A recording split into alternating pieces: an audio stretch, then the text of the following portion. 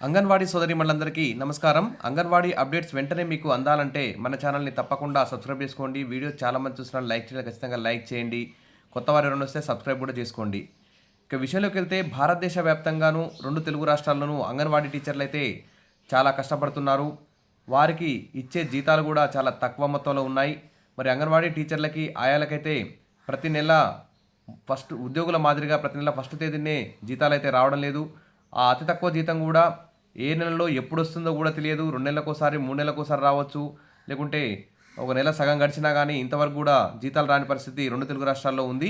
ప్రభుత్వాలు వెంటనే అంగన్వాడీ టీచర్ల ఆయాల యొక్క జీతాలను ప్రభుత్వ ఉద్యోగుల మాదిరిగా పీఆర్సీ, డీఏలు ఇస్తూ జీతాలు పెంచుతూ ఆ ఇచ్చే జీతాన్ని కూడా ప్రతి నెల మొదటి తేదీన టెన్షన్‌గా ఇవ్వాలి. పెన్షన్ కూడా ఇవ్వాలి.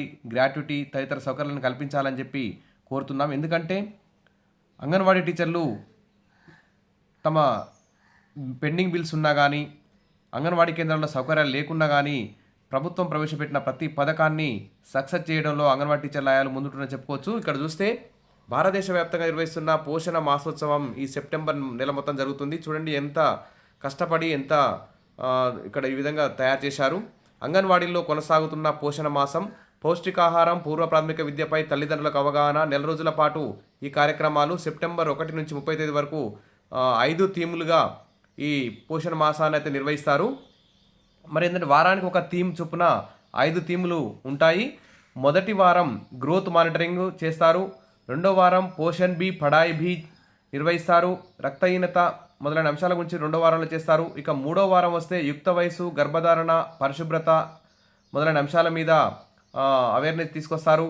ఇక 4వ వారం పాలన, పర్యావరణ పరిరక్షణ, భద్రత అనే అంశాలపై ఆధారంగా ఈ పోషణ మాసోత్సవ కార్యక్రమాలు అయితే అంగన్వాడీ టీచర్లు అయితే ఘనంగా నిర్వహిస్తున్నారు.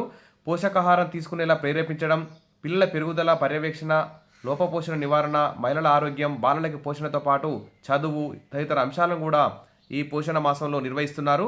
సరే, అంగన్వాడీ టీచర్లు, ఆయాలు, సూపర్వైజర్లు, సిడిపిఓలు అందరూ, ఐసిడిఎస్ అధికారులందరూ ఎంతో కష్టపడి పనిచేస్తున్నారు. మరి ఈ పథకం సక్సెస్ కావాలంటే ఫస్ట్ బడ్జెట్లో ఇలాంటి పోషకాహారాన్ని అందించడానికి మెనూ బిల్లులు పెంచాలి, నాణ్యమైన సరుకుల్ని సప్లై చేయాలి. తర్వాత అంగన్వాడీ టీచర్లు, ఆయాల యొక్క వాళ్ళను కూడా ఉద్యోగాలు రెగ్యులర్ చేయాలి, ప్రభుత్వ ఉద్యోగుల గుర్తించాలి. అప్పుడు ప్రభుత్వం ప్రవేశపెట్టిన ఏ స్కీమ్ అయినా సక్సెస్ అవుతుంది. ప్రపంచ ఆకలి సూచీలో భారతదేశం దాదాపు 111వ స్థానంలో ఉంది. అంటే చాలా అట్టడుగు స్థాయిలో ఉంది.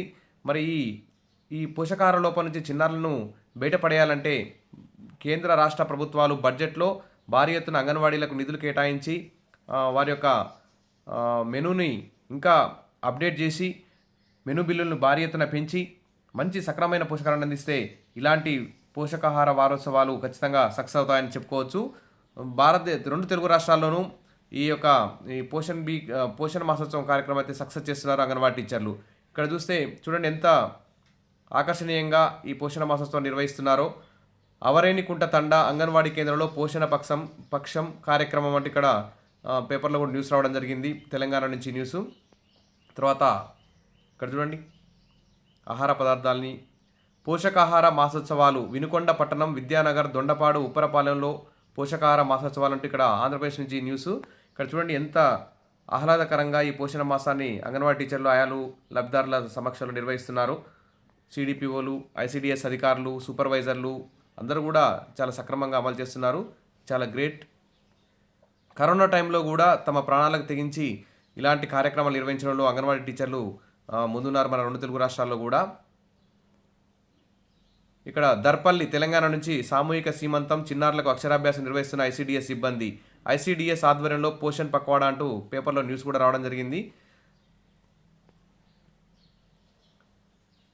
ఇదే విధంగా అంగన్వాడీలు చేసే ప్రతి పథకం కార్యక్రమాలన్నింటినీ కూడా పేపర్లో వచ్చే విధంగా చూడాలి. అదేవిధంగా అంగన్వాడీ టీచర్లు, ఆయాల యొక్క సమస్యలను కూడా న్యూస్ పేపర్లో వచ్చే విధంగా విలేకరులు కానీ, అంగన్వాడీ యూనియన్లు కానీ ట్రై చేయాలి. అప్పుడే ప్రభుత్వాల దృష్టికి అంగన్వాడీ టీచర్లు, ఆయాల యొక్క జీతాల సమస్య కానీ, ఇతర సమస్యలు కానీ ప్రభుత్వం దృష్టికి పోయే అవకాశం ఉంది. ఖచ్చితంగా ప్రతి అంశాన్ని న్యూస్ పేపర్లో వచ్చే విధంగా అంగన్వాడీ యూనియన్లు కానీ, అంగన్వాడీ టీచర్లు కానీ, ఆయాలు కానీ చూడాలి.